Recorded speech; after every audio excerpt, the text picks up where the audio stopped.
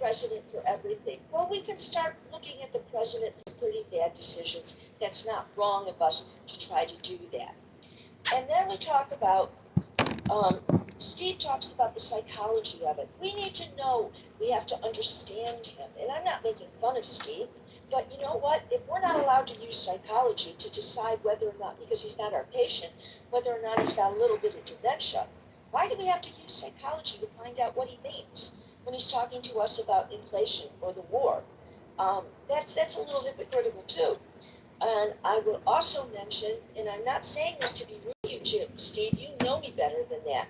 I wrote this morning in chat, Trump gave one more threat, one more thing. He said, well, you know, they waited too long. They waited too long.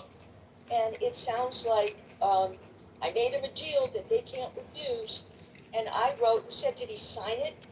Donald John Gotti Trump? Because what does that mean? And you said, you're talking to maniacs, you know, maniacal people, as if I didn't know that. Of course I know who he's talking to, but he's also not saying what he's saying. What is he saying? What is he doing? What is this war? What is he doing? Is he going to keep bombing them? We know he's not going to go boots on the ground. What is he going to do? How does he get out of this war? Because that's what you have to do. You got to get out of this war. And is he going to get out of this war? Is he making a deal where they're not going to have a nuclear weapon in 5 years? We need to know that. And instead he talks to us 2 weeks ago and says, I'm bored. I'm bored with negotiations. I'm bored with the war. Anybody recall that quote? Where he said he was bored with negotiations? This is a person who not only is he bombastic, of course he's bombastic. We already know that. You know, he makes every decision with his gut. We know he doesn't sit down, and if he sat down and listened to people, we wouldn't have had the New York Times article that talked about his staff, people in his cabinet, having a meeting without him because they don't want him to know certain things. We have to understand. And he doesn't make us understand anything because he doesn't know what he's talking about. He talks. He talks. And Steve, you call it bombastic. Projection alert! We have to try to understand his Projection alert! personality. Every time we try to understand his personality and apply it to a war, that is not a person who should be the president in a war. He's just not. And I said to you this morning when you kind of made fun of me about my post, and I said, please then tell me, what did he say? What does he mean? Because I don't understand it. So we're in a war, and he's making offers that he thinks they shouldn't have refused, and he's threatening them. But he's telling us what he's going to do. And then we talk about, Steve talks about the psychology of it. But if you do, thank you, and have a... And that's to be saying, for us to take him and say we're not supposed to really take him at his word. We don't know what to take. His word is always, I've told you something and it's not true. That's what seems to be happening. Thank you. Thank you. Imagine if during the Great Depression, Herbert Hoover or FDR, those were the two presidents who were in office during the Great Depression, were to make a public statement. I like the Depression. And to put it in context, assure the American public, because when it's over, the economy is going to fly.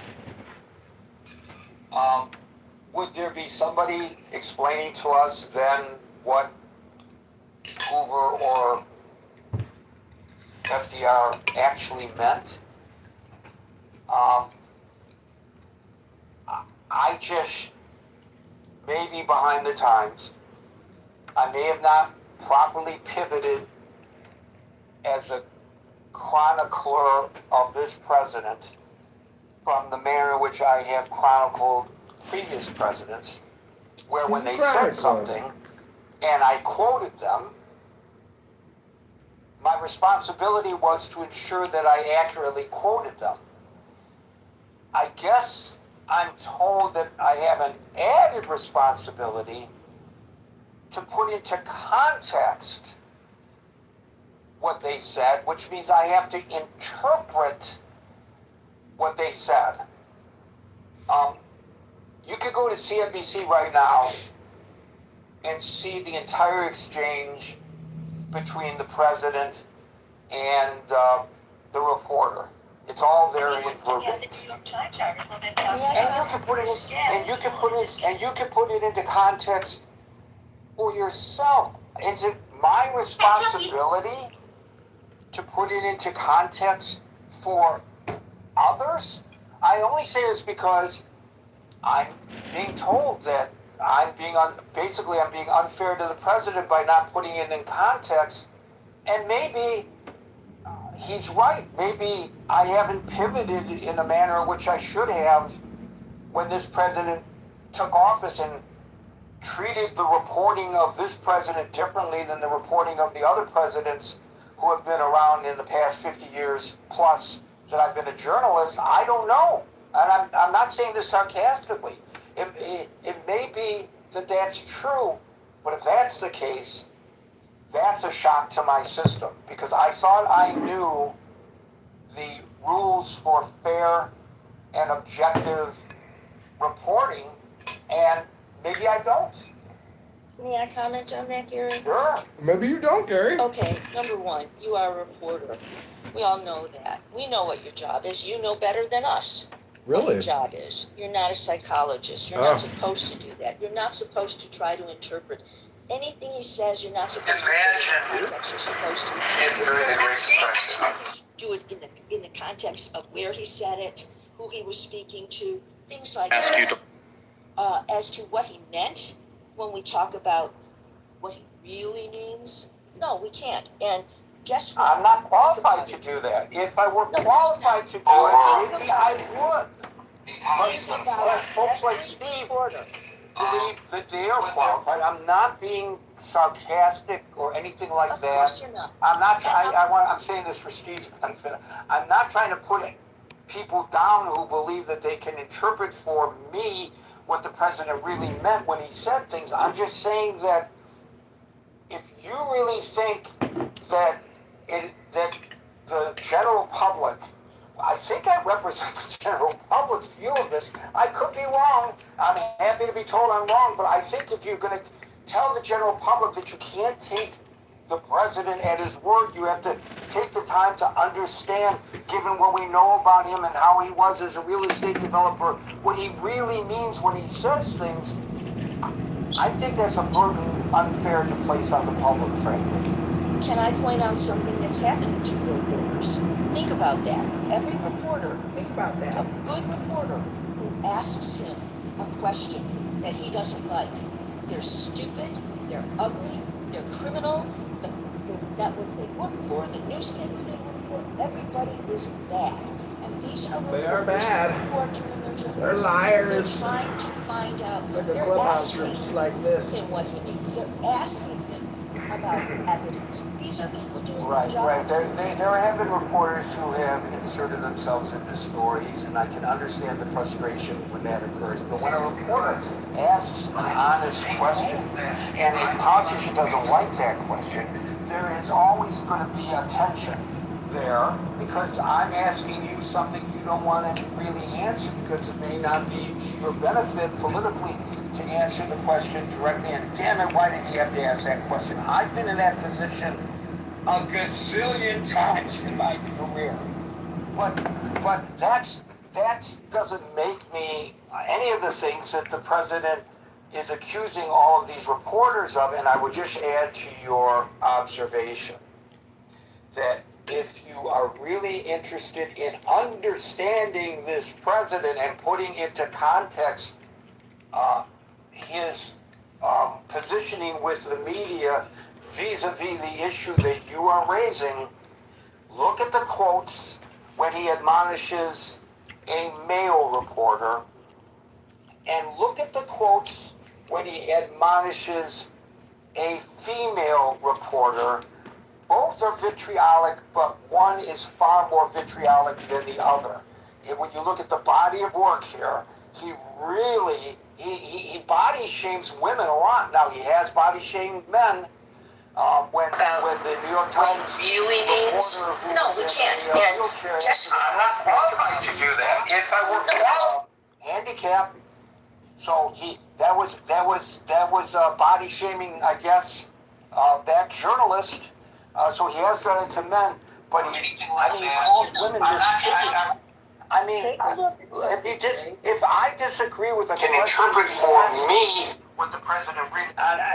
If you ask me a question right now, Meryl, and it pisses me off, I might tell you that I think your question pisses me off. You and I have had some very vibrant conversations. You would tell me, of course. Right, but I wouldn't call you Miss Piggy. No. What's going on? This is the president of the United States. I made a comment on somebody's Facebook timeline that the people there who were friends of the guy who posted it totally disagreed with me, which is their prerogative. But I was told to put the crack pipe down. And it's like, can't you just tell me what it is that I said that you disagree with? Do you have to tell me to put the crack pipe down? I don't do drugs. And when I pointed that out very nicely to the person, if you can't be in an adult discussion, get out. I'm thinking, what? It's an adult discussion to, instead of saying, Gary, I disagree with you, and these are the reasons why I disagree with you, to say, put the crack pipe down. You're being the adult in the room? Well, now you have a president who acts in very much the same manner. And it's, but then again, I'm going to be told, this is just the way Donald Trump is. You're making too much of it. To emphasize something you just said about how he talks to women, did you notice what he did with underneath the press when he got up to leave? He touched her. He touched her twice. Has he ever touched a man when he got up? Every time I say, think about that. Take a look at that. I miss that. I miss that. I'm really interested in understanding this president and putting it to context. I missed that. I'm going to go back and look at the video again. We know that Biden got lambasted because he was touchy-feely and fairly or unfairly, but that's interesting. I'm going to go back and look at that. Thank you, Mel. We'll go to William followed by Brent. Both are vitriolic, but one is far more vitriolic than the other. And when you look at the body of work here, I was waiting for somebody else to finish. Oh, you're right. You're right. Thank you for being a gentleman and a scholar. Bam, followed by William. The names jumped around on my screen a little bit. Bam, followed by William. Thank you. Bam. Yes, hey, thank you, William. Thank you, Meryl. Ironically, Gary, the app's tripping a little bit. Our glitching is to turn down. So he has done it to men, but anything like that, I'm not trying to. I mean, if I disagree with a interpret for me what the president read, if you ask me a question right now, Meryl, and it pisses me off, I might tell you that I think your question pisses me off. You and I have had some very vibrant conversations. You would tell me, of course. Right, but I wouldn't call you Miss Piggy. No. What's going on? This is the president of the United States. I made a comment on somebody's Facebook timeline that the people there who were friends of the guy who posted it totally disagreed with me, which is their prerogative. But I was told to put the crack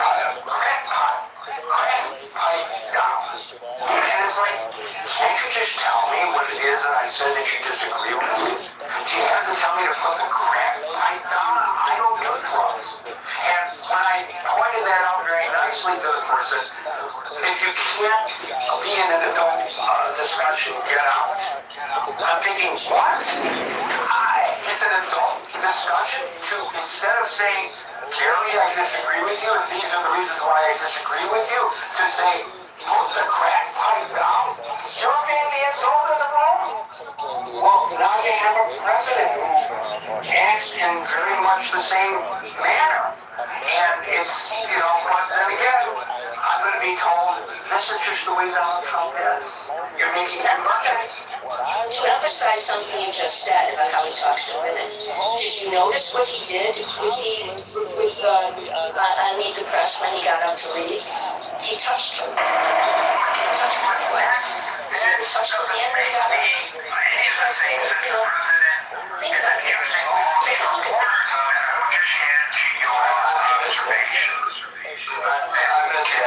Really interested in understanding this president and putting into context. I missed that. Positioning with the media vis-a-vis the issue that you were raising. When he admonishes being male. That's interesting. I'm gonna go back and look at that. When he admonishes being the female elder vitriolic, one is far more vitriolic than the other. And when you look at the body of work here, your body shapes the right one. No, he has body shapes for that.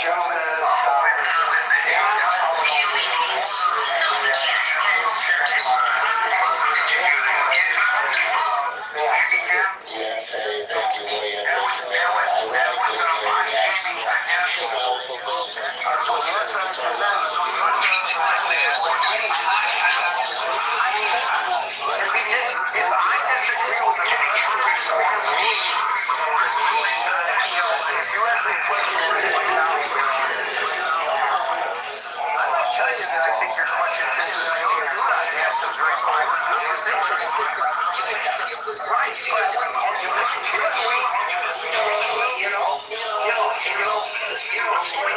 This is the president of the United States. I made a comment on somebody's Facebook timeline that the people there who were friends of the guy who posted it totally disagreed with me, which is their prerogative. But I was told to put the crack pipe down.